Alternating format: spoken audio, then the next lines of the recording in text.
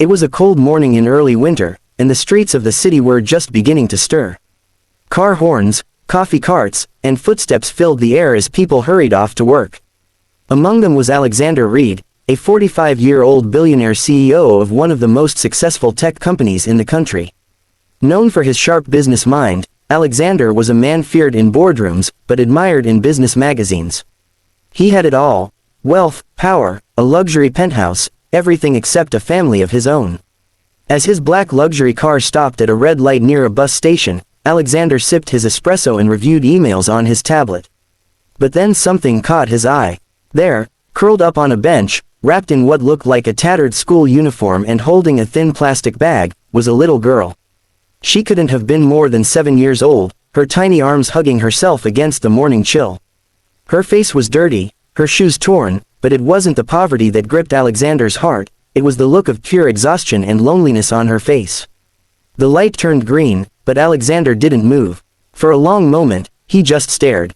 His driver hesitated. "Sir, stop the car," Alexander said. "Pull over." The driver obeyed. Alexander stepped out and slowly approached the little girl. As he got closer, she stirred, frightened at first, but too tired to run. "Hey," he said gently, crouching down to her level. "Are you okay?" She blinked and nodded, rubbing her eyes. "I'm waiting for my mommy," she whispered. Alexander looked around. No adult in sight. "What's your name?" he asked. "Emily," she replied softly. "Emily," he repeated with a warm smile. "How long have you been here?" She looked down. "I don't know. Mommy went to get food last night. She didn't come back." A knot twisted in Alexander's chest. Something deep, something long buried, stirred inside him. "Are you hungry?" She nodded, eyes wide and hopeful. "Come with me." She hesitated. "I'll get you food," he said. "And we'll look for your mom together."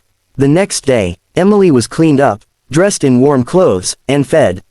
Alexander had personally taken her to a clinic, made sure she was healthy, and assigned 2 of his best people to try and locate her mother. But as the hours turned into a full day, no one came. He didn't sleep that night. He sat by the window of his penthouse, watching Emily sleep peacefully on the guest room couch.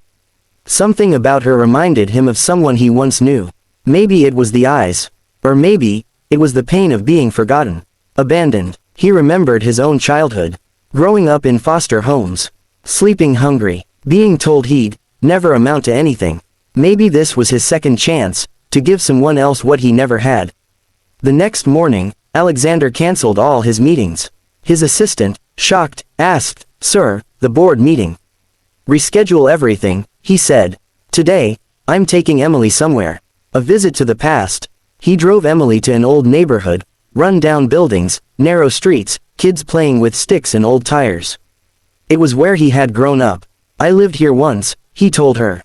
"In a place with broken walls and no heat. I used to dream about someone coming to rescue me." Emily looked up at him. "Did they?" He smiled sadly. "No, I had to rescue myself." She was quiet for a moment, then asked, "Are you going to send me back to the bus stop?" Alexander knelt down. "Never." Her little arms flew around his neck. And in that moment, the cold CEO known for firing people without blinking, felt his heart melt. Weeks later, Emily's mother was never found. Police suspected something tragic may have happened. Alexander hired private investigators, but there were no leads. So he made a decision. He adopted Emily. The media was stunned. Millionaire tech giant adopts homeless girl found at bus stop, read every headline. Some accused him of doing it for publicity. Others called it a PR stunt. But the truth was simpler. Alexander had found someone to love, and someone who needed his love even more. A new life. Emily started school. She had tutors, music lessons, and the biggest birthday party anyone could dream of. But Alexander made sure she stayed humble.